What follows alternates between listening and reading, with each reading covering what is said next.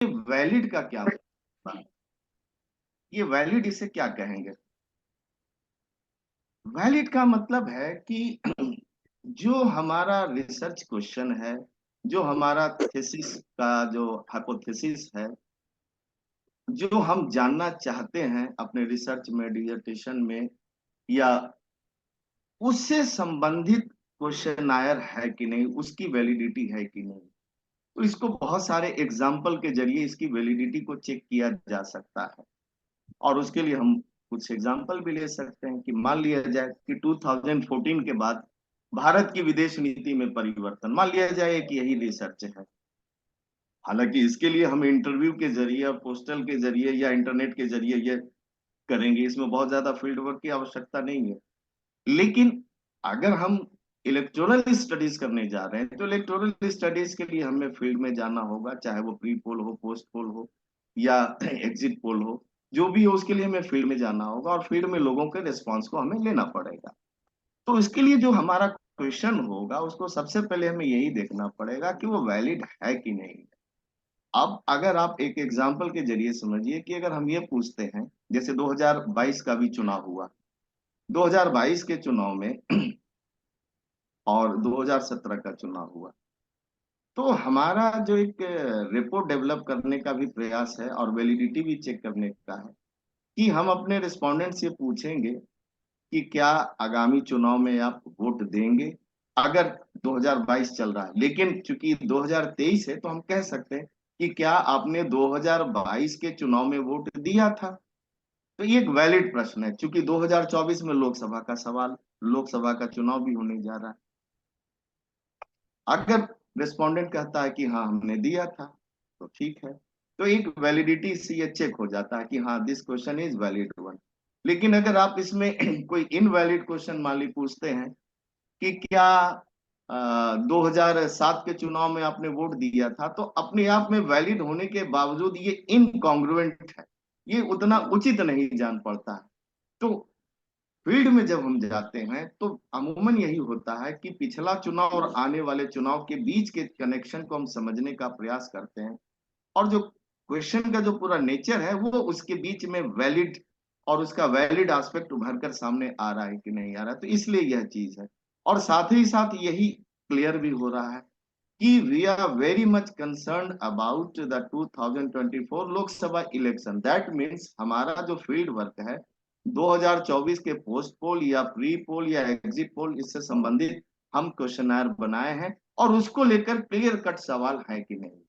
तो जो दूसरा जो फॉर्मूला है वो क्लियर कट क्वेश्चनर होने चाहिए।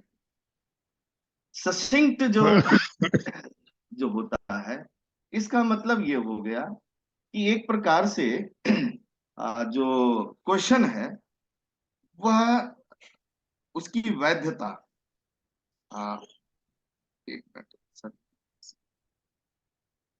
कि वह जो चीज है, वो जो क्वेश्चन है वह पूरी तरीके से,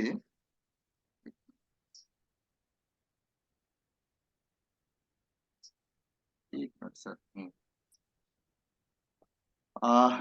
उसमें मतलब सार गर्भित, उसको हम कह सकते हैं कि जो सवाल हैं वो बिल्कुल हमारे रिसर्च के डिजाइन से, हमारे रिसर्च के क्वेश्चन से जुड़ा है कि नहीं जुड़ा, सार गर्भित वो है कि नहीं है, स्पष्ट है कि नहीं। तो ये तीसरा एक फॉर्मूला है। चौथा इंटरेस्टिंग, ये कहने का मतलब है कि रेपो डेवलप करने के लिए हम अपने जब रेस्पोंडेंट के साथ बैठते हैं तो सवाल में थोड़ा सा इंटरेस्टिंग भी होना चाहिए, उबाऊ जैसा नहीं होना चाहिए। उसको भी मजा आना चाहिए, रेस्पोंडेंट को उसको लगना चाहिए कि हाँ ये तो बढ़िया चीज है जो आप आए हमारे सामने, तो जो सवाल आप पूछ रहे हैं हमें भी अच्छा लग रहा है। तो इस प्रकार की ये सारी चीजें होनी चाहिए। और पांचवा है रिलायबिलिटी, कि जो सवाल पूछे जा रहे हैं उसकी विश्वसनीयता कितनी है। और ऐसा तो नहीं है कि किसी अविश्वसनीय स्रोत से या कुछ इस प्रकार के सवाल पूछे गए जो विश्वसनीय नहीं लग रहे हैं।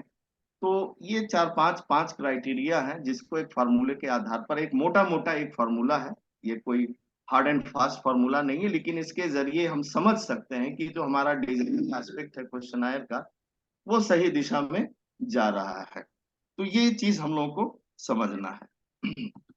नेक्स्ट जो एस्पेक्ट आता है वो ये है कि थ्री टाइप्स ऑफ क्वेश्चन आयर। जब यह चीज दिमाग में आ गई कि ये जो वीसी सर का जो फॉर्मूला जब ये क्लियर हो गया कि हाँ इस प्रकार से हम अपने डिजाइनिंग कर सकते हैं क्वेश्चन आयर को, तब सवाल उठता है कि हम किस प्रकार के क्वेश्चन को उसमें डालें। तो उसमें तीन प्रकार के क्वेश्चंस होते हैं। एक स्ट्रक्चर्ड, जो कि बड़ा, और क्वांटिटेटिव स्टडीज में हमेशा स्ट्रक्चर्ड क्वेश्चन आयर होते हैं या क्वेश्चंस होते हैं। और इसीलिए यह जो क्वेश्चन आयर होता है वह closed questions with pre defined answers होता है। इसका मतलब ये हुआ कि जब हमने स्ट्रक्चर किया हुआ है, क्वेश्चन को लिखा हुआ है प्रॉपर तरीके से, क्लियर तरीके से, स्पष्ट तरीके से, सशक्त तरीके से, दैट मीन्स कि इसमें हमारा जो ऑप्शन होगा वह क्लोज्ड होगा, यानी इसमें ऑप्शंस लिमिटेड होंगे, इसमें अनलिमिटेड नहीं हो सकते। इसीलिए प्री डिफाइंड आंसर्स एक दो तीन चार पांच छह आठ इस तरीके से हो सकते हैं। तो ये पहला जो है वह स्ट्रक्चर्ड होगा। और ये पहले एक चीज और बता दूं कि इसमें टेलीफोन के जरिए, चाहे फेस टू फेस के जरिए हो, या सेल्फ कंप्लीशन। सेल्फ कंप्लीशन का मतलब ये है कि हमने एक क्वेश्चन का सेट दे दिया रिस्पोंडेंट को और वो उसमें अपना टिक लगा दिया जो भी आंसर करना है, या उसने इन सर्किल कर दिया। तो ये तीन प्रकार के होते हैं। टेलीफोन में भी पहले से ही प्री डिफाइंड होते हैं और पहले से ही उसमें आंसर्स जो होते हैं, आंसर्स कैटेगरी क्लियर कट होते हैं। तो स्ट्रक्चर जो, जहां बड़े हमें डेटा की जरूरत पड़ती है, उसके लिए हमेशा स्ट्रक्चर्ड क्वेश्चन आयर को हम लोग को लेकर आगे बढ़ना चाहिए। सेकंड जो होता है वो सेमी स्ट्रक्चर्ड होता है। सेमी स्ट्रक्चर्ड में जो बिजनेस स्टडीज होते हैं, खासतौर से मार्केट में जो कंपनियां जो होती हैं, वह इस मॉडल को ज्यादा अपनाती हैं। और वह दोनों तरीके अपनाती है, क्लोज्ड ऑप्शंस को भी और ओपन ऑप्शंस को भी अपनाती है। यानी कुछ उत्तर जो है वो प्री डिफाइंड रहते हैं और कुछ उत्तर जो है वो मतदाताओं के ऊपर छोड़ दिया जाता है। उसके पीछे बेसिक रीजन ये होता है कि वो जानना चाहते हैं कि जो उत्तरदाता है या मतदाता है उसके मन में चल क्या रहा है, हम उसके मन को कैसे पढ़ें। तो इसलिए ओपन क्वेश्चंस की एक अपनी क्रेडिबिलिटी होती है, उसका एक अपना नेचर होता है और उसकी एक अपनी खूबसूरती होती है। उसको जानने के लिए बहुत जरूरी है कि हमें ओपन क्वेश्चंस भी डालने पड़ते हैं। और जो तीसरा होता है वो अनस्ट्रक्चर्ड। और अनस्ट्रक्चर्ड जो होता है वो क्वालिटेटिव स्टडीज में, जिसमें कि प्री रिस्पॉन्सेज जो होता है, जिसमें कोई भी प्री डिफाइंड रिस्पॉन्सेज नहीं होते हैं।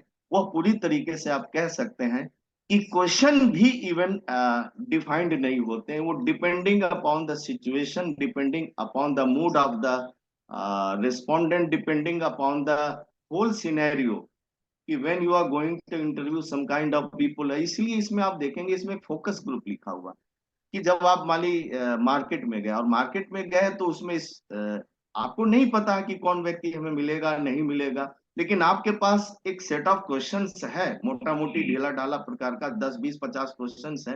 आप पहला दूसरा क्वेश्चन करते हैं और अपने रिस्पोंडेंट से पूछते हैं, उसके मूड के हिसाब से फिर एक क्वेश्चन अगला करते हैं। क्योंकि टाइम भी बिल्कुल आपको स्पष्ट नहीं कि अगला कितना देगा नहीं देगा। इस प्रकार जैसे अक्सर पिक्चर हॉल से जब बाहर दर्शक निकलता है तो इस प्रकार के अनस्ट्रक्चर्ड क्वेश्चंस होते हैं कि पिक्चर की पॉपुलैरिटी को जानने के लिए तो दो तीन चार क्वेश्चंस होते हैं, पता नहीं दर्शक का क्या मूड है। तो इस प्रकार के जो अनस्ट्रक्चर्ड होते हैं वह भी एक प्रकार से क्वेश्चनायर का पार्ट होता है और डेटा इसके जरिए प्राप्त किए जाते हैं, प्रोक्योर किए जाते हैं। तो ये थ्री टाइप्स ऑफ क्वेश्चनायर होते हैं मोटा मोटी, structured, semi structured and unstructured. Next ये होता है कि जब ये चीज क्लियर हो गई तो उसमें स्टेप्स कौन से हैं, की स्टेप्स ऑफ क्वेश्चनर मेकिंग। और उसमें ये है कि what information is required, that means कि on what topic, on what idea you are going to have information. आप कौन सा इंफॉर्मेशन आप चाहते हैं, what kind of information you require from your respondent. तो पहली चीज तो यही है कि be clear about the information which you want to need. जब यह चीज क्लियर हो जाती है कि हाँ हमें यह इंफॉर्मेशन चाहिए, जैसे कोई नई फिल्म रिलीज हुई तो हमें दर्शकों की प्रतिक्रिया चाहिए, यह इंफॉर्मेशन चाहिए, तो ठीक है।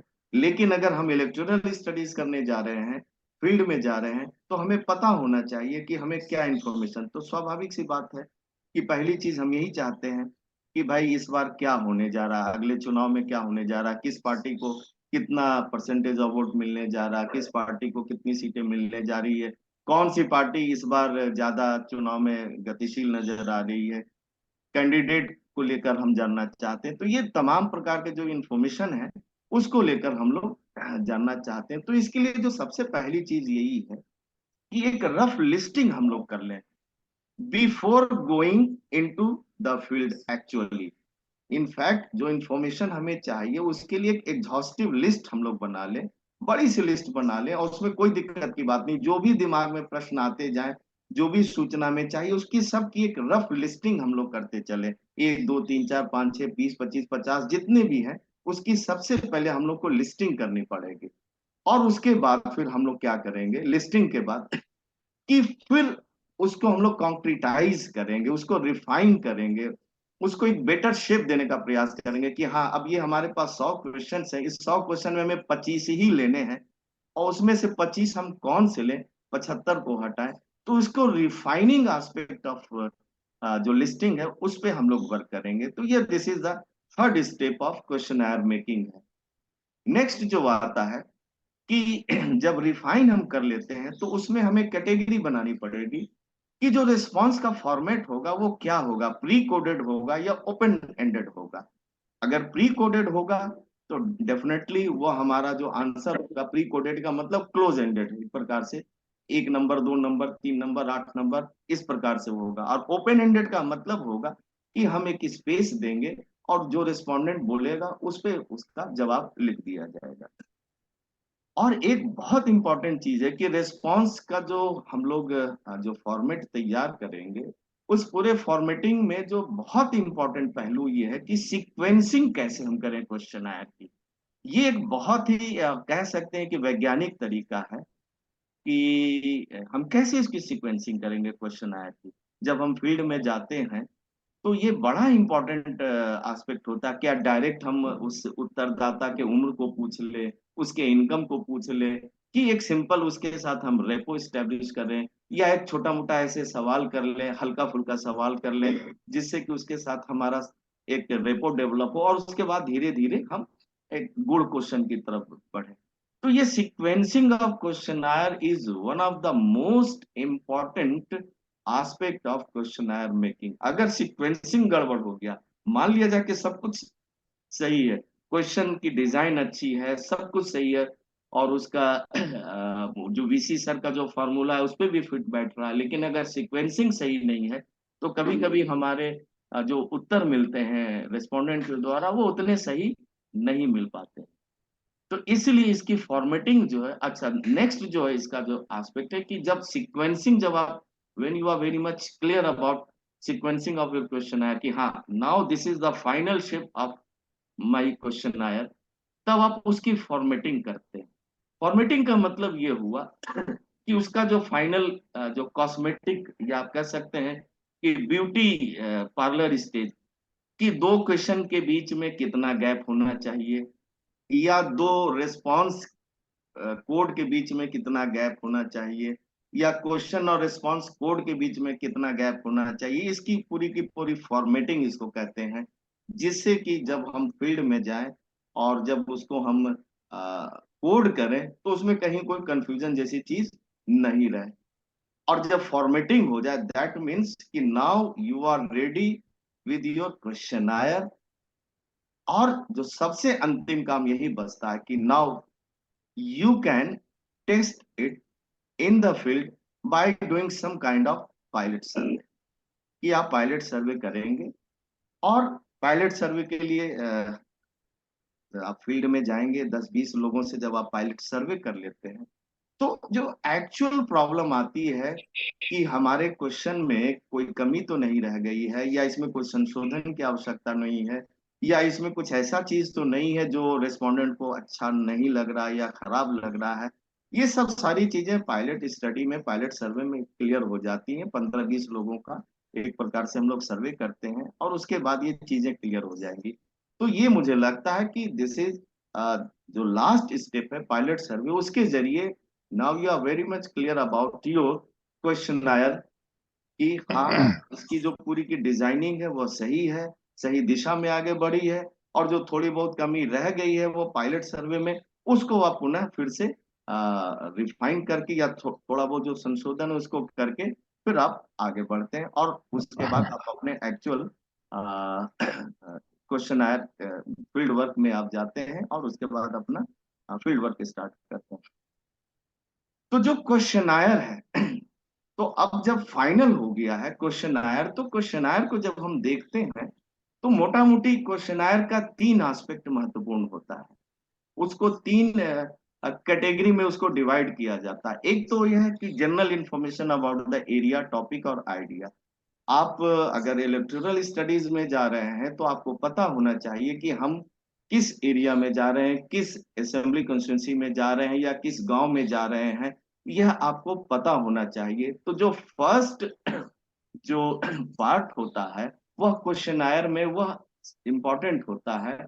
और यह क्वेश्चनायर का एक पार्ट होता है कि उसमें दर्ज होना चाहिए कि आपने जो अमुक इंटरव्यू जो लिया है वह अमुक एरिया में लिया है। मान लिया जाए लखीमपुर है या दिल्ली है या कानपुर है, तो उसमें पता होना चाहिए कि लखीमपुर का विधानसभा क्षेत्र क्या है, इसके अलावा नंबर उसका क्या विधानसभा क्षेत्र का, इसके अलावा रिस्पोंडेंट का नंबर क्या है, किस गांव में है उसका कौन सा बूथ नंबर है, वो आपको पता होना चाहिए।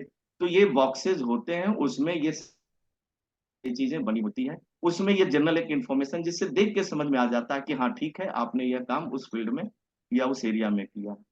और तब उसके बाद जो सेकंड एस्पेक्ट जो आता है वह आता है नॉर्मल क्वेश्चंस का, जो पेटी, यानी अगर शरीर को तीन हिस्से में बांटा जाए, सर, पेट और पैर, तो जो पेटी का हिस्सा जो सबसे बड़ा हिस्सा है वो ही क्वेश्चंस का हिस्सा, जो क्वेश्चनायर हिस्सा है। Now you come to the actual questionnaire part of actual questions part of your questionnaire, जिसमें सिंपल क्वेश्चन भी होंगे और कुछ कॉम्प्लेक्स क्वेश्चंस भी होंगे। सिंपल क्वेश्चन का मतलब वही कि क्या आपने वोट दिया था, एक सिंपल सी चीज है। अगर दिया था तो किस पार्टी को दिया था। कॉम्प्लेक्स क्वेश्चन में आ जाता है कि आपको आपने अगर किस आधार पर वोट दिया, थोड़ा सा कॉम्प्लेक्स की तरफ बढ़े।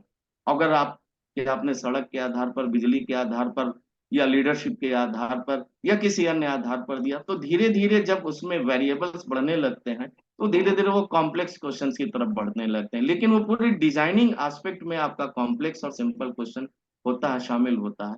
और उसके आधार पर, और जो तीसरा पार्ट होता है वो बैकग्राउंड डेटा होता है। दैट मीन्स उसको क्लासिफिकेशन क्वेश्चंस भी कहते हैं। वो बैकग्राउंड डेटा में रिस्पोंडेंट के बारे में हम जानने का प्रयास करते हैं, और इसके आधार पर जिसमें 8-9 चीजें होती है: gender, age, education, income group, caste group, religion, marital status, household items, rural urban. ये मोटा मोटी 9 क्लासिफिकेशन ये है। इसमें एक दो कम बेसी भी किया जा सकता है, depending upon your requirement about the respondent, कि आप रिस्पोंडेंट से क्या चाहते हैं, किस प्रकार का रिस्पॉन्स चाहते हैं।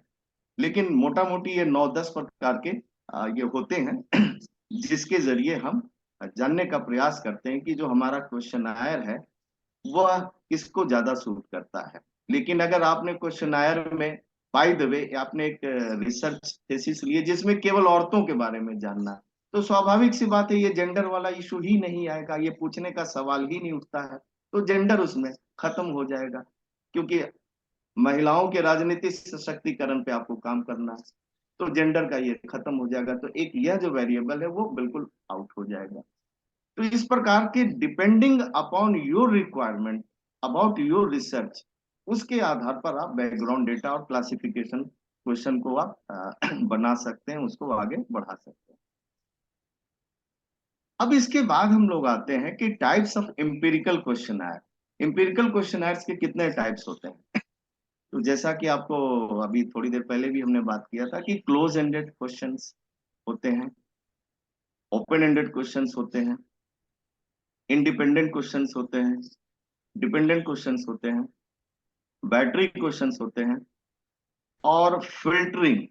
फिल्टरिंग एक प्रोसेस कहें तो ज्यादा बेहतर है, लेकिन इस प्रकार के ये इम्पिरिकल क्वेश्चनायर होते हैं। और जो आपके जो क्वेश्चंस हैं, जो क्वेश्चनायर, उसमें ये साफ साफ ये नजर आता, क्वेश्चन देख के ही आप समझ सकते हैं कि अमुक number, question number 3 close ended है या ओपन एंडेड है, डिपेंडेंट है या इंडिपेंडेंट है। तो इसको हम थोड़े से एग्जाम्पल के जरिए देख सकते हैं। Close ended questions pre coded होता है। जो क्लोज एंडेड होता है उसमें ऑप्शंस हमेशा जो है वो लिमिटेड होता है, वो प्री कोडेड होता है। Independent questions, options are limited. जैसे आपने किस पार्टी को वोट दिया, आपको कौन नेता पसंद है, अगर आपने 4 ऑप्शंस दे दिया, राहुल गांधी, नरेंद्र मोदी, मायावती, प्रियंका गांधी, अरविंद केजरीवाल, मान ली 5 ऑप्शन दे दिया, तो इसका मतलब है कि इसी 5 में आपको सवाल का उत्तर देना। रेस्पोंडेंट से आप यही 5 का आप जानना चाहते हैं। यह ओपन एंडेड भी हो सकता है, लेकिन क्लोज एंडेड का एग्जांपल ये है कि ऑप्शन सा लिमिटेड होता है। हो सकता है अगला वो कहे कि नहीं, मैं, मुझे कोई पसंद नहीं, मैं नहीं जानता हूँ। तो उसके लिए भी एक अलग हम लोग इस प्रकार से करते हैं। जैसे एक सवाल है, डिड यू वोट इन 2019? अब ये बिल्कुल क्लियर कट सवाल है। पहला कहेगा नो, नहीं दिया था। दूसरा वो कह सकता है कि हाँ हमने दिया था। कह सकता है कि मैं ध्यान ही नहीं आ रहा, पता नहीं क्या। और 99 का मतलब नॉट एप्लीकेबल। एक मोटा मोटी क्लासिफिकेशन इलेक्टोरल स्टडीज में जो न्यूमेरिकल तरीके से जब एसपीएसएस में हम लोग फीडिंग करते हैं, या इस प्रकार की जो चीजें आती क्वेश्चन आयर की, तो उसमें एक को नो और दो को यस से हम लोग डिनोट करते हैं, और 8 को डोंट नोट से हम लोग डिनोट करते हैं। एक मोटा मोटी ये है। डिपेंडेंट क्वेश्चंस, इसी पे मान ली अगले ने जवाब दिया कि हाँ, if the answer is yes, which party did you won't, आपने किसको दिया, तब इसमें भी ऑप्शंस क्या है, वो लिमिटेड है, प्री कोडेड है। बीजेपी के लिए 1 नंबर, एसपी के लिए 2 नंबर, कांग्रेस के लिए 3 नंबर, बीएसपी के लिए 4 नंबर। और अगर इन चारों को नहीं दिया तो जो वह 5वां बताता वो एनी अदर पार्टी, उसको लिख देना, और 8वां जो वो डोंट नो हो गया। तो ये जो है वो क्लोज एंडेड क्वेश्चंस की कैटेगरी में आते हैं, जिसमें प्री कोडेड होता है, जिसमें पहले से ही प्री डिफाइंड होता है आंसर कैटेगरी। नेक्स्ट आता है open ended questions. Open ended questions की जो सबसे बड़ी खूबसूरती ये होती है कि हम ये जानना चाहते हैं कि जो हमारा रिस्पोंडेंट है उसकी मनोदशा क्या है। हम साथ साथ उसके मनोदशा को भी पढ़ना चाहते हैं, समझना चाहते हैं। और इस प्रकार से we have to be very much careful in coding the open ended questions. That means कि जो कुछ भी हमारा रिस्पोंडेंट बोल रहा है, जो शब्द बोल रहा है, वर्बैटिम वही चीज लिखना है। यहां पर इस चीज को हम लोग को बिल्कुल क्लियर होना है। हमें इससे मतलब नहीं है कि वह सही बोल रहा है कि गलत बोल रहा है, कि वह क्या बोल रहा है। जो कुछ भी बोले, शब्द हु बहू वही चीज इसमें लिख देनी है। तो इसीलिए options are always open for the respondents. Example के जरिए, which leader do you like most, ये एक ब्लैंक स्पेस छोड़ा हुआ है। हम जानना चाह रहे हैं कि उस मतदाता के मन में क्या है। हमें कोई आंसर कैटेगरी उसके सामने नहीं रखनी है कि अच्छा मोदी को आप चाहते हैं, कि आप मायावती को चाहते हैं, कि राहुल गांधी को चाहते हैं ना। हमें नहीं देना, हमें ये कहना ही नहीं है। थोड़ा उसको हमें समय देना है। हम उसकी मनोदशा समझना चाहते हैं। और मान लिया उसने कह दिया कि मुझे तो सबसे बढ़िया ममता बनर्जी लगती है, उसने ममता बनर्जी कहा, और आपको यही लिखना है ममता बनर्जी। दूसरा सवाल इसी प्रकार से हो सकता है कि आपके हिसाब से अगले इलेक्शन में सबसे बड़ा मुद्दा क्या हो सकता है। आपको आंसर कैटेगरी बिल्कुल नहीं देनी है, आपको कोई चॉइस नहीं देना है। ये आपको इंतजार करना है रिस्पोंडेंट के उत्तर का, कि वह जो कहेगा। हो सकता है वो कहे वो धर्म सबसे बड़ा मुद्दा है, हो सकता है वो कहे कि आरक्षण सबसे बड़ा मुद्दा है, हो सकता है वो कहे किसान सबसे बड़ा मुद्दा है। वो जो कहे वो इस चीज को यहाँ पर नोट डाउन कर लेना। तो ये क्लोज एंडेड क्वेश्चन और ओपन एंडेड क्वेश्चन एक बेसिक अंतर होता है। और मुझे लगता है कि ओपन एंडेड क्वेश्चंस में जो वर्बैटिम कमेंट्स है, वो उस पे हम लोग को बहुत ज्यादा ध्यान देने की आवश्यकता है। अक्सर हम लोग इसको हल्के से लेते हैं, और जो एक्चुअल जो बात कही हमारे रिस्पोंडेंट ने वो भूल जाते हैं, उसकी जगह हम लोग कुछ और लिख देते हैं। तो इसलिए हम लोग को बहुत ही केयरफुल रहना इस चीज में। नेक्स्ट जो होता है वो है बैटरी क्वेश्चंस होता है। बैटरी क्वेश्चंस का मतलब है, इसको हम लोग इस प्रकार से डिफाइन कर सकते हैं, क्वेश्चंस विद इन क्वेश्चन। कि एक बड़ा क्वेश्चन है और उस बड़े क्वेश्चन के अंदर हम छोटे छोटे कुछ क्वेश्चंस डाल देते हैं। जैसे बड़ा क्वेश्चन है कि भारत में बड़ी समस्या, आप सबसे बड़ी समस्या क्या है? क्या आपको लगता है कि भारत के लिए आर्थिक विकास सबसे बड़ा मुद्दा है? मान लिया इस प्रकार के क्वेश्चन है।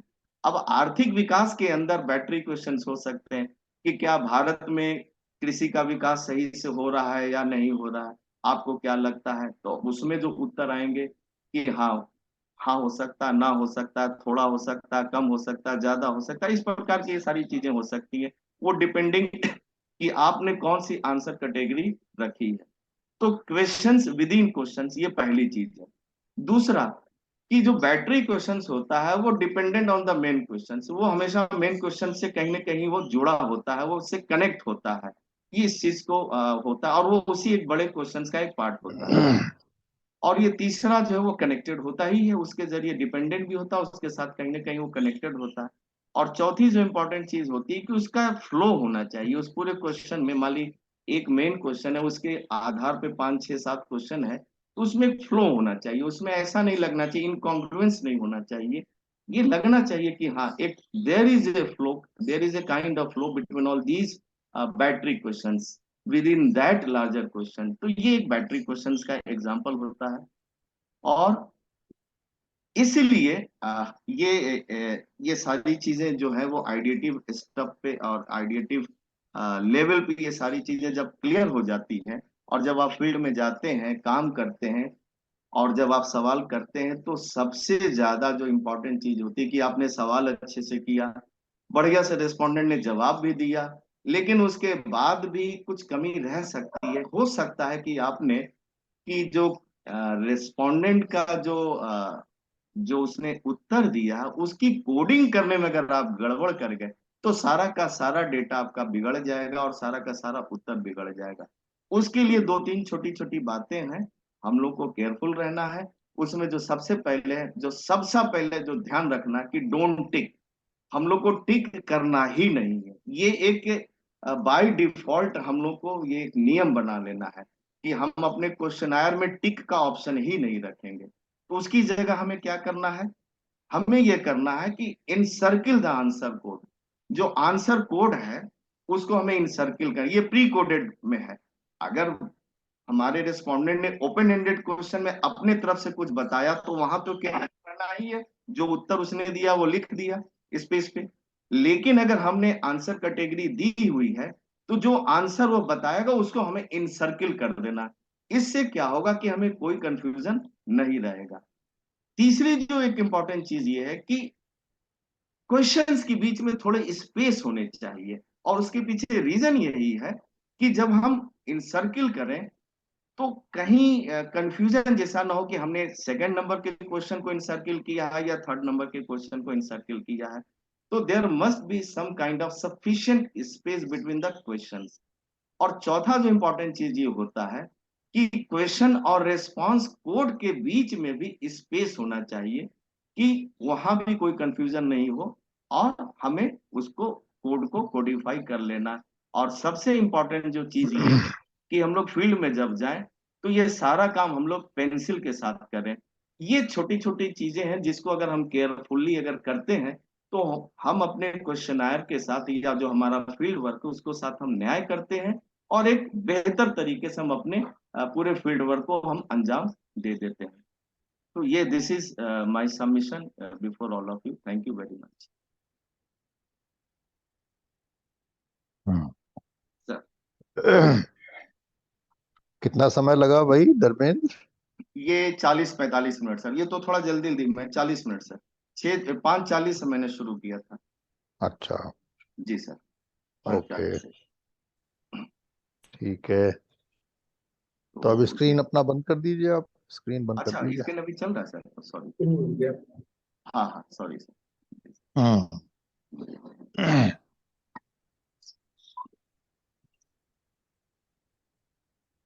तो टाइम तो ठीक है, I think so far as the बिल्कुल बिल्कुल सर। अलॉटमेंट। बल्कि चालीस हमने कहीं पैंतालीस कहीं थोड़ा बहुत कर्टेल इसीलिए किया कि 1 घंटा है तो हमको 50 मिनट में ही करना है सर।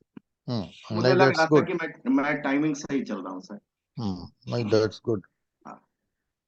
बताओ भाई धर्मेंद्र, क्या आपकी सर प्रतिक्रिया है? आप ही बताएं सर। नहीं नहीं, मैं पहले तुमसे सुनना चाहूंगा कि भाई हम लोग, देखिए हमारा जो पर्पस है जी सर। वो यही है कि ये बहुत ही इम्पोर्टेंट वर्कशॉप है क्वेश्चन आयर की। जी सर। अरे हमारा ये चालू हो गया क्या? हो सकता है नहीं नहीं, चालू हो गया सर। या उसने नहीं, वो उसी में आ रहा है, नहीं नहीं, सॉरी। वीडियो नहीं सर, केवल ऑडियो वीडियो होगा। ने, अच्छा, जी। वो इसमें भी आ रहा है उसमें भी एक ही चीज आ रही है, तो मैं समझ गया कि वो उसी है। तो जिस प्रकार का पार्टिसिपेशन और रजिस्ट्रेशन इस बार हुआ है, जी। क्रॉसिंग नंबर 40, जी सर। वो इसको इंडिकेट करता है कि शुरू से जैसा हम लोग समझ रहे थे कि ये बहुत इम्पोर्टेंट होने वाला जी। है, जी। ये वैसा ही है। और इसलिए हम लोगों को अपने सेंटर के इंटरेस्ट में और इसके प्रेजेंटेशन के इंटरेस्ट में इसमें ओपनली अपना जो है राय रखने की आवश्यकता है। क्या चीज आप फील करते हैं, कोई उसमें संकोच की आवश्यकता नहीं है, क्योंकि it will it will better the presentation अगर हम लोग फ्रैंकली अपनी राय देंगे कि भाई क्या चीजें जी हैं। तो आप बताइए अपनी राय। सर। जरा एक मिनट, मैं लाइट थोड़ा इधर की ऑन करता हूँ। जी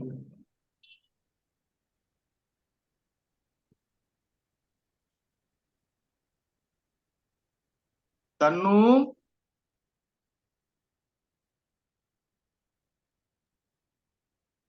हम्म।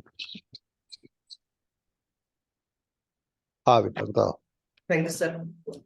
वैसे तो मुझे लगता है कि मुझे कुछ कहने की स्थिति में नहीं हूँ, लेकिन अरे फिर भी नहीं। एक रिसर्चर के रूप में, एक छात्र के रूप में जो चीज मैंने महसूस किया, टाइमिंग बहुत परफेक्ट रहा भैया का, कि एकदम कंप्लीट टाइम में उन्होंने पूरा किया अपना। टॉपिक पर रहे, बहुत अच्छी चीज रही। लेकिन अच्छी चीजें रही, उस उधर जाने का कोई बहुत वो है नहीं। कुछ चीजें जहां मुझे लगता है कि उस पर उंगली रखनी चाहिए, मैं वहां पे उंगली रखना चाहूंगा सर। अम, जिस पर थोड़ा सा और सुधार की वही जरूरत वही है। हाँ, वही पर्पस है जी। धर्मेंद्र। कैसे जी। आज से कल में बेहतर हो सके, यही जी। पर्पस है, संकोच ना करो, तो सबसे आराम से पहले बोलो। तो क्वेश्चनियर, मतलब क्वेश्चनियर है क्या, इसको थोड़ा सा डिफाइन करने की जरूरत है।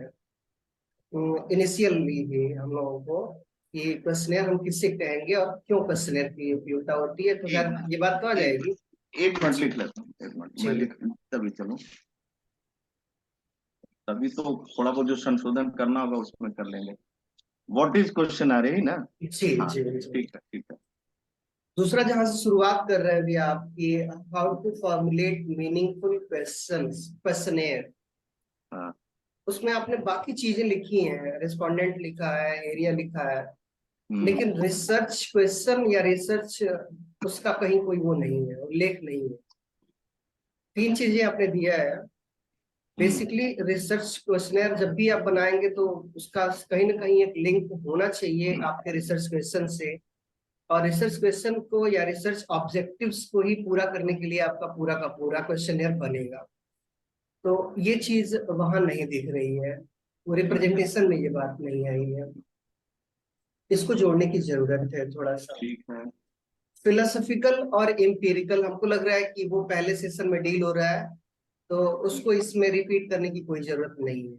उसको यहाँ अच्छा से ठीक अगर है। हटाया जा सके तो आप ठीक है। क्वेश्चनेयर पे फोकस हुई है। मेरे मेरे कहने का मतलब ठीक है। ये है ठीक है। ठीक है। कि ठीक है। क्वेश्चनेयर पे फोकस हुई है, और जब क्वेश्चनेयर पे एक बार फोकस होते हैं तो फिर क्वेश्चंस की तरफ बढ़िए। दो ठीक। चीजें अक्सर एक दूसरे के साथ मैच करती हुई नजर आई हैं।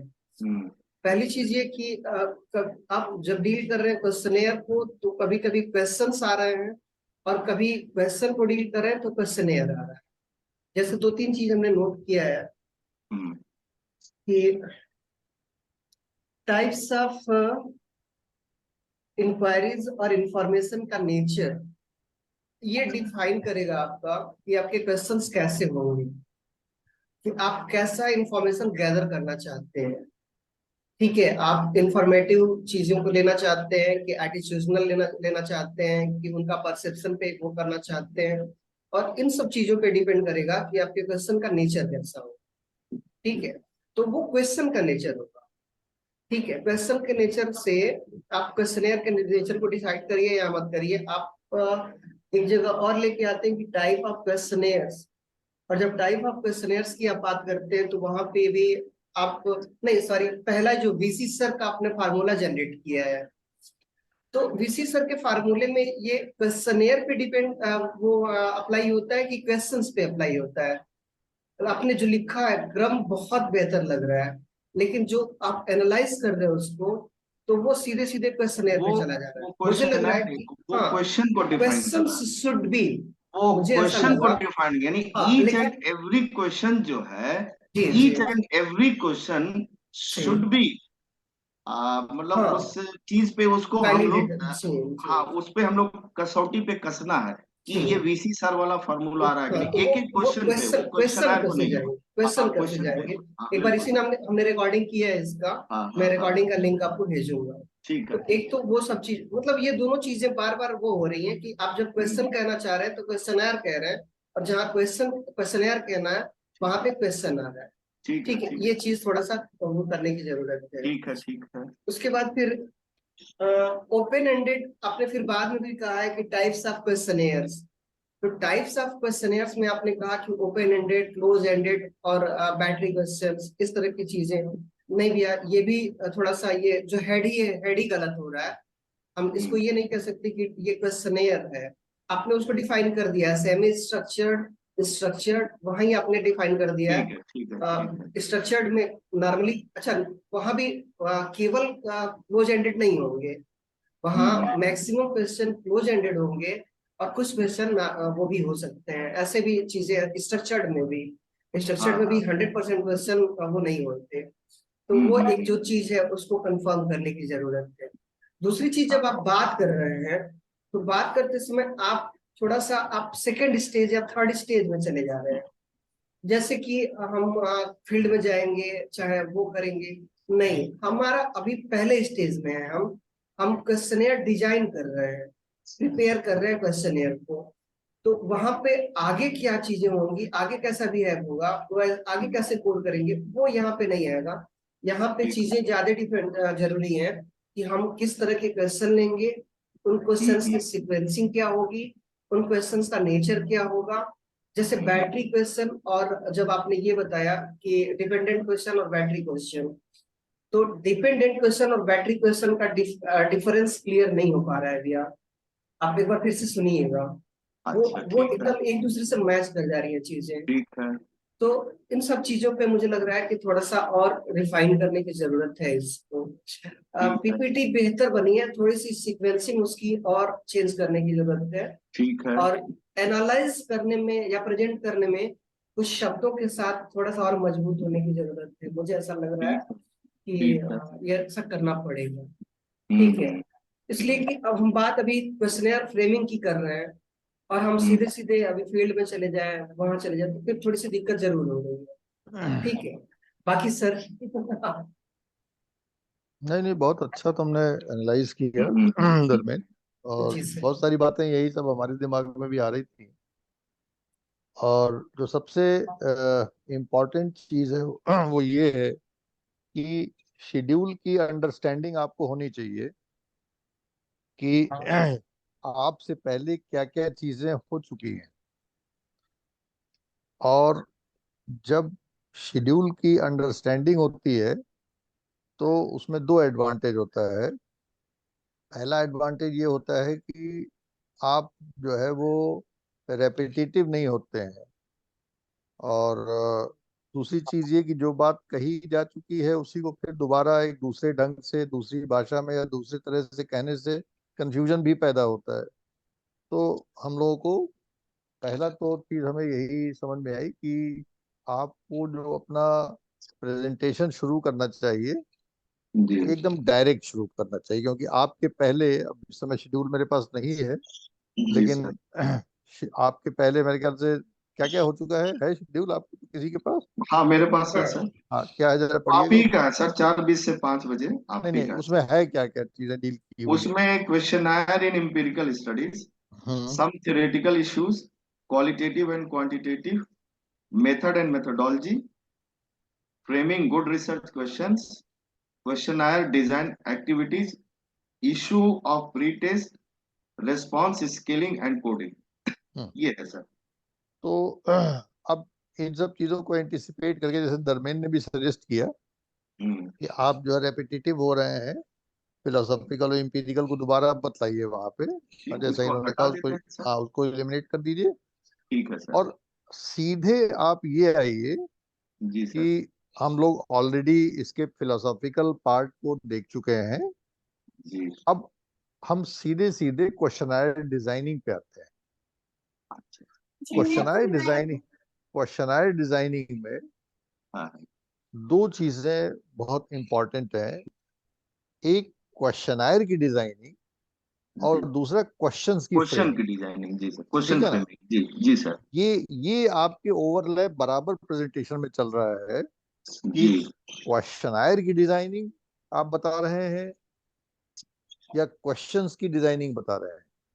ठीक है सर, ठीक तो एक तो ये बिल्कुल क्रिस्टल क्लियर लड़के के दिमाग में बैठा देना है कि है। जी सर। क्वेश्चनायर की डिजाइनिंग वन थिंग और क्वेश्चन का फ्रेमिंग अनदर थिंग, है ना? जी जी जी जी जी क्वेश्चन की जब डिजाइनिंग आप करते हैं तो जी उसमें जो जी आपने तीन तरह के क्वेश्चंस बताए हैं जी कि भाई क्लोज एंडेड, लिमिटेड, ऑप्शन जी। एंडेड और ओपन एंडेड क्वेश्चन।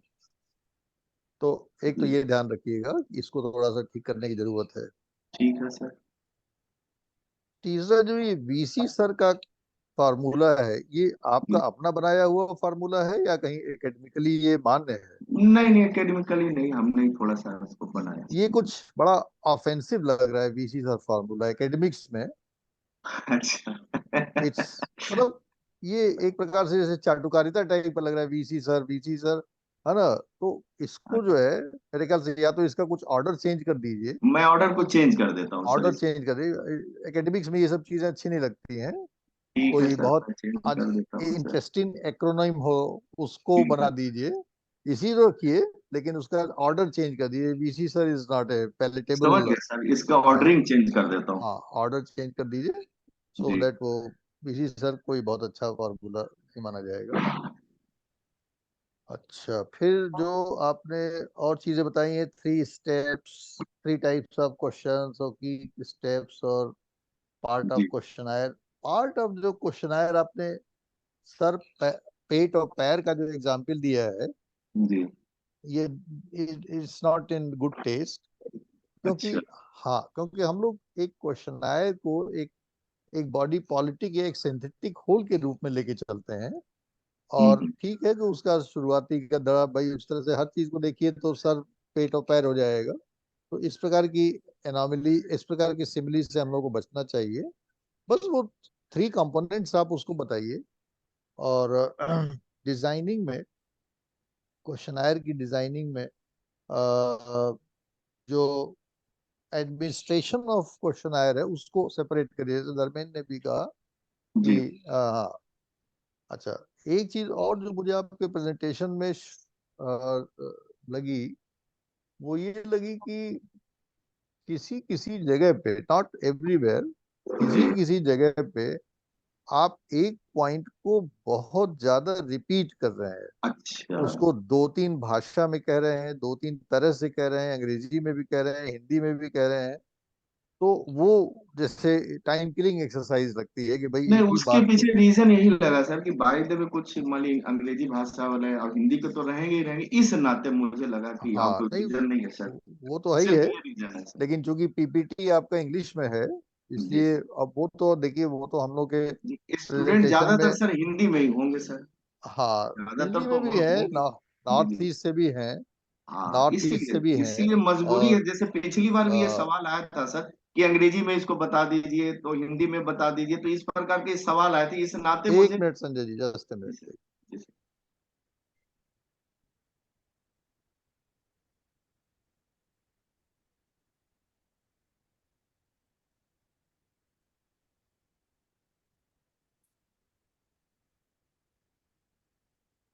हाँ, जी सर। तो वो क्या मैं कह रहा था, देखिए व्हाट्सएप पे फोन आ गया, वो सब वो खैर अंग्रेजी वो। और हिंदी वाली बात हो रही थी हाँ, सर। तो जी। इसका जरा ध्यान रखना है हम लोगों को कि जहाँ कॉन्सेप्चुअल इश्यूज हो जी। और लगे कि आप कोई कॉन्सेप्ट वहां पे डील कर रहे हैं, जी। तो वहां पे जरूर आप जो है वो उसका प्रयोग करें। क्या नाम अच्छा। है, अंग्रेजी हिंदी अंग्रेजी दोनों। का, हाँ जी। अंग्रेजी का। लेकिन जहाँ पे कोई बात आपको इंफॉर्मेटिव कहनी हो या किसी चीज को फैक्चुअल रिपोर्ट करना है, तो वो तो पीपीटी में है ही है। वो तो उसको बार बार कई तरह से हिंदी में कहना और फिर उसी को अंग्रेजी में कहने में वो ऑकवर्ड लग रहा है। अगली चीज एक ये इम्पोर्टेंट है कि शब्दों का कहीं कहीं लूज चयन आपने जी। किया जी। है। जी। जी। जी। जी सर। तो हम लोग को एकेडमिक प्रेजेंटेशन में इस बात का बहुत ख्याल रखना पड़ेगा कि हम अपने शब्दों के चयन में ले वार्तालाप वाले शब्दों से थोड़ा सा अपने को अलग रखें। उस समय उसका जो इम्पैक्ट है वो अच्छा नहीं माना जाता है, वो थोड़ा सा उसको लूज बना देता है। तो जैसे मोटा मोटी, है ना, या इस प्रकार के और भी शब्द हैं, वो कई मैंने नोट नहीं किया, लेकिन बहुत सारे ऐसे चल रहे हैं जो हम लोग कॉमन भाषा में और they R G. Ji. Acceptable. जी। लेकिन इस प्रकार के शब्दों का प्रयोग जो है वो हमें बचना चाहिए एकेडमिक प्रेजेंटेशन। तो अदरवाइज तो मुझे लग रहा है कि अदरवाइज तो और कोई ऐसी चीज बताने को नहीं है। और एक चीज जो अ, जैसे क्वेश्चनायर डिजाइनिंग में जो आपने एग्जाम्पल दिया कि भाई जो आपने उनसे प्रश्न पूछा और उसके बाद आपने पूछा कि आपने वोट दिया था कि नहीं, और फिर वोट पूछ दिया कि किसको वोट दिया था। तो ये हम लोग को एक तो इलेक्टोरल स्टडीज के केस में हमने ये रखा, लेकिन इसमें भी हम लोग को ये ध्यान देना पड़ेगा कि हम अपने जो पार्टिसिपेंट्स हैं उनको ये बताएं कि डिजाइनिंग ऑफ द क्वेश्चनायर में आप जो फैक्चुअल चीजें हैं, कि जैसे कि भाई आपने किसी फैक्ट के बारे में पूछा जिससे उनका ज्ञान केवल प्रदर्शित होता है, उन चीजों को हम पहले रखें ताकि वो फैक्ट हैं। फिर जब थोड़ा सा रेपो आपका डेवलप हो जाए, थोड़ा चल चुके आपका, तब उसके बाद हम उनके ओपिनियनेटेड क्वेश्चंस पूछ सकते हैं, इस पे आपकी प्रतिक्रिया क्या है।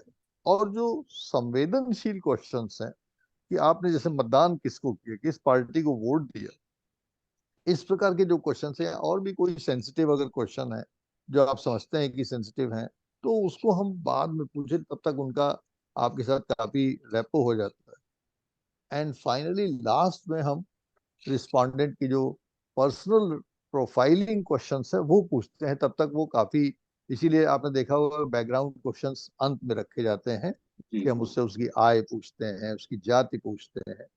तो ये चार प्रकार के पार्ट्स हमको अपने क्वेश्चनायर के आइडेंटिफाई करना है।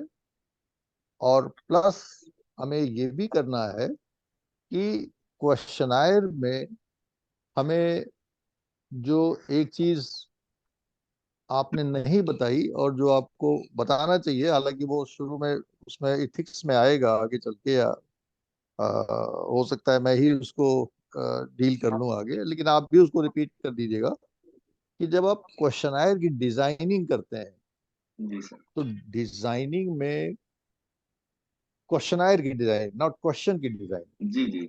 क्वेश्चनायर की जब आप डिजाइनिंग करते हैं, तो क्वेश्चनायर की डिजाइनिंग में जैसे आपने ऊपर बताया कि आप किस कॉन्स्टिट्यूंसी से आए हैं, किस स्थान से आए हैं, फलाना और वहीं पे जो आपको बताना है कि देखिए, इसके पहले कि आप अपना इंटरव्यू शुरू कर सकें, आपके क्वेश्चनायर की डिजाइन में दो चीजें मैंडेटरी हैं। पहली, योर ओन इंट्रोडक्शन एंड हाँ, ये द मैं जी। And the purpose of your visit. और दूसरी चीज कि the consent of the inter respondent. Respondent. जी सर। ये ये इंटरनेशनली बहुत ही अहम रिक्वायरमेंट है, जो कि हम लोगों को इसको इग्नोर नहीं करना है। तो जाहिर है कि क्वेश्चनायर की डिजाइनिंग हम बता रहे हैं इस समय, क्वेश्चन की डिजाइनिंग पे नहीं आ रहा है, क्वेश्चनायर की डिजाइनिंग पे है कि जी सर। क्वेश्चनायर में क्वेश्चंस का प्लेसमेंट का सीक्वेंस क्या होगा, एक डिजाइनिंग का ये पार्ट हो गया। जी नंबर दो, क्वेश्चनायर डिजाइनिंग में जैसे हमने कहा कि भाई क्वेश्चनायर की जो क्वेश्चन की सीक्वेंसिंग होगी क्वेश्चनायर में, तो क्वेश्चनायर जी should be initially soft and gradually as you grow in the questionnaire जी जी then it becomes hard and then finally it becomes very personal, जहाँ पे कि हम प्रोफाइल पूछते हैं। तो वो क्वेश्चनायर की डिजाइनिंग है, टोटल क्वेश्चनायर का हम बात कर रहे हैं वहां पे। इसी जी प्रकार से before the questionnaire can be launched to the respondent, ये जो इथिकल नॉर्म्स हैं, standard international, they have to we have to abide by that. और हम लोगों को ये दोनों चीजें, अपना को इंट्रोड्यूस करना है, अपना पर्पस बताना है, और हम लोगों को उनसे ये भी कहना है कि भाई हमें आपकी अनुमति चाहिए कि हम इसका जी जो है वो आपसे ये प्रश्न पूछ सकें, हमें थोड़ा समय आप देंगे, इसमें इतना समय लगेगा, एक अनुमानित समय आपको बताना पड़ेगा कि कितना अनुमानित समय लगेगा इस क्वेश्चनायर को वो करने में। तो ये डिजाइन क्वेश्चनायर का जो फर्स्ट इम्पॉर्टेंट पार्ट है विच इज इथिकल कंपोनेंट, तो ये छूटा हुआ था, ये उसमें आना चाहिए। और एडमिनिस्ट्रेशन वगैरह की बात तो फिर कभी हम लोग करेंगे, वो तो एक अलग चीज है कैसे क्वेश्चनायर एडमिनिस्ट्रेशन करेंगे। एक चीज जो और आनी चाहिए क्योंकि वो क्लैरिटी डिमांड करती है, हालांकि जब वो स्केलिंग की बात होगी तो मैं उसका रेफरेंस थोड़ा सा कर चुका रहूंगा, इसलिए मैं कह रहा हूँ कि अगर आप भी उसको टेकअप करेंगे तो अच्छा रहेगा कि जैसे अभी आपने पूरा जो प्रेजेंटेशन किया उसमें बेसिकली जो क्वांटिटेटिव जो अप्रोच है क्वेश्चनायर डिजाइनिंग पे, उसी पे फोकस किया। शुरू में आपने हल्की सी जिक्र किया क्वालिटेटिव का, लेकिन टोटल जो फोकस है उसमें आपका क्वांटिटेटिव पे है। तो हम लोग को ये भी करना है इसमें कि अगर हम क्वांटिटेटिव की बात कर रहे हैं तो क्वेश्चनायर, जैसे आपने जो एग्जाम्पल दिए हैं वो मुझे बड़े अच्छे लगे, जो ओपन एंडेड वाले एग्जाम्पल थे या क्लोज एंडेड वाले एग्जाम्पल थे या लिमिटेड ऑप्शंस के एग्जाम्पल थे, वो बड़े साफ एकदम बहुत अच्छे से समझ में आ रहे थे बच्चों को कि भाई ये क्या है। इसी तरीके से अगर हम उसमें उनको ऑप्शंस भी दिखाएं, है ना, कि जैसे मान लीजिए अगर आपने कोई क्वेश्चन पूछा और जी स्केलिंग का हल्का सा पासिंग रेफरेंस हो चुका रहेगा इनिशियली, जो थ्योरेटिकल इश्यूज हैं उसमें कि भाई ऑप्शंस के किस तरीके से वो हैं, फिर तो बाद में जब कोडिंग वगैरह की बात होगी तो डिटेल में होगा, तो आप वहाँ हल्का सा इशारा कर सकते हैं कि देखिए जब कोई भी आप प्रश्न पूछते हैं तो रिस्पांस स्ट्रक्चर जो है आगे हम लोग चल के डिस्कस करेंगे, लाइकट स्केल और ये वो, लेकिन अभी आप फिलहाल ये समझिए कि आपका रिस्पांस अगर क्लोज्ड एंडेड क्वेश्चन है वो, तो कैसे दिखाई देता है वो क्या नाम है उसमें क्वेश्चनायर में। तो क्वेश्चनायर का कोई स्क्रीनशॉट लेके या बना के नहीं, खुद जैसे ये मैं आप, आपको बताऊं सर, ये स्क्रीन जो हम लोग किए थे 2022 वाला सर, हाँ वो पार्ट अभी रह गया था, वो भी हमको उस पे करना है। तभी मैंने कहा 40 मिनट और 10 मिनट 15 मिनट उस पे भी समय देना, उस क्वेश्चन पे। तो जो चीज मैं पहले बता चुका हूँ उसके बाद फिर वो क्वेश्चन आयर स्क्रीन पे लाएंगे, और तब फिर उस पे 10 मिनट उस पे बताएंगे कि ये देखिए क्लोज एंडेड है, ये ओपन एंडेड है, ये इस प्रकार की चीजें की गई है। अच्छा, तो ये तो तभी ये खैर आपने 40 मिनट। जी तो जिक्र नहीं किया उसका अपने हाँ, प्रेजेंटेशन वो में। जिक्र, हाँ वो रह गया, लेकिन वो तो 10-15 मिनट एनीवे उस पे भी लगेगा, तो वो लगभग 40 मिनट ये है सर, 15 मिनट 55 मिनट 60, मतलब 1 घंटे में आराम से ये हो जाएगा सर। हाँ, तो बिल्कुल। वो कोई टाइम का ऐसा वो नहीं है, वो आप वो देख बेसिकली लीजिएगा। हमें दिखाना पड़ेगा ना कि ये क्वेश्चनायर है, और इस हाँ प्रकार से इसकी फ्रेमिंग की गई, ये देखिए इसके 3 पार्ट्स है, क्योंकि ऑलरेडी पहले मैं बता चुका रहूंगा, और हाँ। उसके बाद वो प्रैक्टिकली उनको बताऊंगा कि ये देखिए ये चीज है इसमें। हम्म तब फिर स्टूडेंट्स को लगेगा कि हाँ ठीक है, ये बात समझ में आ रही है, सामने क्वेश्चनायर तो एक होना ही चाहिए। हम्म तो इसलिए बहुत ज्यादा हमने अपने पीपीटी में, मैंने इसीलिए क्वेश्चन ज्यादा नहीं लिखे, जो जरूरी लगा इसीलिए एक ही 2 क्वेश्चन मैंने लिखे, कि हम्म लास्ट में मुझे तो ये क्वेश्चन रखना है सबके सामने, और उस पर थोड़ा डिस्कस करेंगे। हाँ। और फिर नहीं ये तो कोडबुक पे चूंकि जब बाद आप में है तो जी। जब आप अपना प्रेजेंटेशन जैसे आपने खत्म किया जी उसी जी समय फिर आपको ये बताना है बिल्कुल कि उसी अभी समय ये तक चीज है अभी सर। तक मैंने आपको जी जी क्वेश्चनायर के बारे में बताया, अब मैं जी आपको जी एक क्वेश्चनायर दिखाता हूँ। बिल्कुल बिल्कुल ठीक हाँ है, ये चीज इसमें शामिल है सर। और उसमें अब आप देखें कि अब ये इसको मैं हटाता हूँ और वो जी जी क्वेश्चनायर दिखाता हूँ, और फिर जी उस जी क्वेश्चनायर में जो चीजें फिर हम डिस्कस की फिर तो बिल्कुल कोई बिल्कुल दिक्कत ही नहीं है, बिल्कुल फिर तो अच्छा है, बिल्कुल हाँ ऑप्शन ये चीज बिल्कुल है। दिख जाएंगे। जी हम्म। सर। तो जो तो कंफ्यूजन वो रहेगा सर वो भी हाँ दूर हो जाएगा और उसके बाद क्वेश्चन आंसर सेशन जो रहेगा उसमें वो चीज हाँ क्लियर हो जाएगी सर। हाँ। बस ये चीज है। तो ठीक है, शर्मा जी का किस बिंदु पे है? शर्मा जी का है सर एक मिनट। शर्मा जी चलिए का है सर, सर स्पेशल इंटरवेंशन है उनका, हाँ। उस दिन टॉपिक स्कॉलरली नहीं। इंटरवेंशन है 5:30 से 5:45 है सर 15 मिनट का। अच्छा ठीक है। जी सर।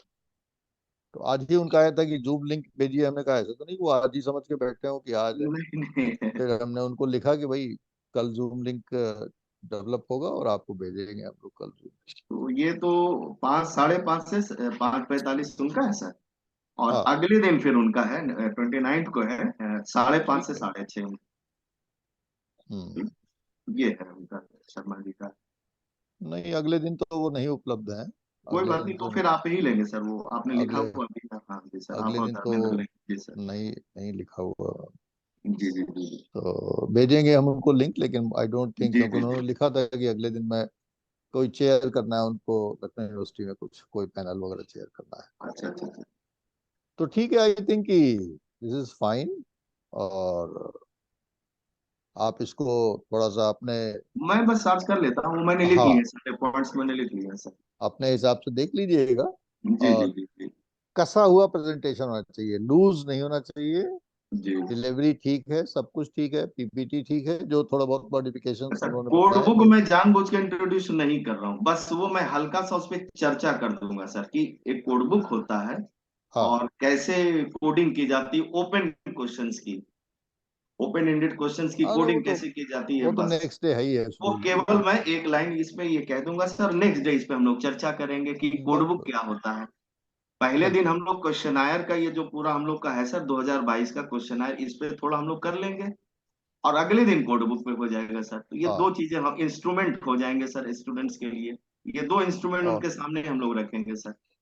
जितने भी क्वेश्चन जो क्वेश्चन आयर आप डील कर रहे हैं यही वाला कर रहे हैं जी ना, अपना पिछला वाला। हाँ हाँ यही तो करेंगे सर तो बस। ये क्वेश्चन आयर और ये कोड बुक दोनों जी सारे बच्चों को कल भेज दिया जाएगा शाम को। जी जी जी जी हाँ। जी सर। और मुझे उन नहीं लोगों कल से शाम को नहीं सर मुझे तो लगता है कि आज ही क्या भेज दिया जाए सर। नहीं, आज मत भेजिए, आज मत भेजिए, या अभी वो कल। कुछ अभी नहीं समझ पाएंगे, एक बार उसको आप डील कर लीजिए, उनको अच्छा निकाल लीजिए। ठीक है ठीक है फिर उनसे कल हम लोग कहेंगे कि आप लोग 5 लोगों को हम लोग सिलेक्ट करेंगे जो कि हम्म क्वेश्चंस अपने प्रेजेंट करेंगे विद आंसर कैटेगरीज, है ना। हम्म। और उन्हीं लोगों के क्वेश्चंस लिए जाएंगे, 5 लोगों के, जो कि अपना कल जो है दिन में 12 बजे तक अपना क्वेश्चनायर बना के भेज दें। ठीक है ठीक है, जी ताकि आपके पास भी थोड़ा विंडो रहे 2-4 घंटे का, कि भाई मान लीजिए ज्यादा लोगों ने भेज दिया तो 5 ही लोगों को हम लोग, जी 4 लोगों को, 5 लोगों को जो लोग लगेगा कि हाँ जिनके क्वेश्चन आयर में कुछ दम है, वो तो केवल एक ये है कि बच्चों का इन्वॉल्वमेंट हो जाए। तो पार्टी जैसे पिछले बार हुआ था कि भाई बच्चों को बहुत अच्छा लगा था, अपना प्रेजेंटेशन किया था उन लोगों ने, लेकिन इस बार थोड़ा हम लोग केयरफुल रहेंगे कि ज्यादा जी लोगों को नहीं देना है, और देख लेना है कि क्वेश्चन जिन्होंने बना के भेजा है वो क्वेश्चन और क्वेश्चन आयर या वट एवर आंसर कैटेगरीज ठीक है, तो 4-5 लोगों को ले लिया जाएगा कि आप जी लोग सर प्रेजेंट जी सर करिए अपना क्वेश्चन आंसर। जी उनके में जो दिक्कतें हैं वो उनको बता दी जाएंगी, क्या दिक्कतें हैं। जी सर तो कल ही शाम को इसको भेज दिया जाएगा। ठीक है sir. All right, well done Sanjay ji. तो सर कल थैंक फिर यू। कल फिर बस मिलते हैं ये हम जो लोग। ये बड़ा अच्छा रहा सर जो आज मुझे भी लग रहा था कि जो भी कमी है बातचीत करने से और वो चीज ठीक है बहुत अच्छा है ये चीजें हो गई है सर। नहीं, इसी तरह हम लोग को इम्प्रूव जी करना है ना अपने को। अब बिल्कुल आपकी, बिल्कुल सर बिल्कुल। अब देखिए प्रॉब्लम क्या है कि अब आपके कैटेगरी सीएसएसपी की एक नेशनल रिसर्च सेंटर के रूप में डेवलप हो गई है। जी और सर जीवन में हम लोगों ने न तो कभी रिसर्च मेथोडोलॉजी पढ़ा और न कभी रिसर्च मेथोडोलॉजी पढ़ाया, जी ये भी सर अपनी जगह पे सत्य है। और हम जी लोग रिसर्च सेंटर चला रहे हैं, तो जी हम सर लोगों को खुद अपने में पहले झांक के देखना है कि हमारे निश्चित तौर अंदर काबिलियत है कि नहीं, वो कि हम इस बिल्कुल प्रकार का कोई काम कर सकें। ना। बिल्कुल सही करे सर, वो तो तो चूंकि फील्ड वर्क का अनुभव है उसके आधार पर ये चीज मतलब बस, कर पा रहे हैं, बस सिंपल सी बात है सर। तो फील्ड वर्क तो एक अलग चीज है, वो तो जी जी प्रैक्टिकल एक्सपीरियंस है। जी। लेकिन जो थ्योरेटिकल नियांसेस होते हैं, थ्योरेटिकल जो चीजें सेंसिटिव होती हैं, वो समझना, उसकी गहराई समझना, डेफिनेटली। उन शब्दों को समझना, वो अपने आप में एक बहुत इंपॉर्टेंट चीज है। तो इसलिए ये एक्सरसाइज मुझे लगता है बहुत इंपॉर्टेंट है। और नहीं नहीं इससे तो आपको भी बहुत अच्छा लगेगा कि आपको अपनी गलतियां निश्चित पता तौर पर चली, सर, कमियां पता चली। बिल्कुल और सर। बस हम लोग भी अपने अच्छे से आपको बता सके कि भाई क्या क्या चीजें हैं। नहीं वो सब हमने नोट डाउन तो कर लिया सर, सारे ठीक है। पॉइंट हमने नोट कर ऑल लिया राइट। सर। दो और ओके बढ़ सर। गया तो भैया रजिस्ट्रेशन। अच्छा 43 हो क्या कितना बढ़ गया। गया? कितना हो गया? 44? 43 हो गया सर। अच्छा 43। 43। हाँ चलो चलो 43 हो ठीक है। 50 गया। पहुंचा के धर्मेंद्र मानेंगे सर, लग रहा ऑल राइट। ओके। गुड तो नाइट। ठीक। Good night. Okay sir, okay sir, thank good you. Good night. ठीक। नमस्ते। Good night sir. प्रणाम सर। खुश हाँ रहिए। नमस्ते सर, नमस्ते। नमस्ते।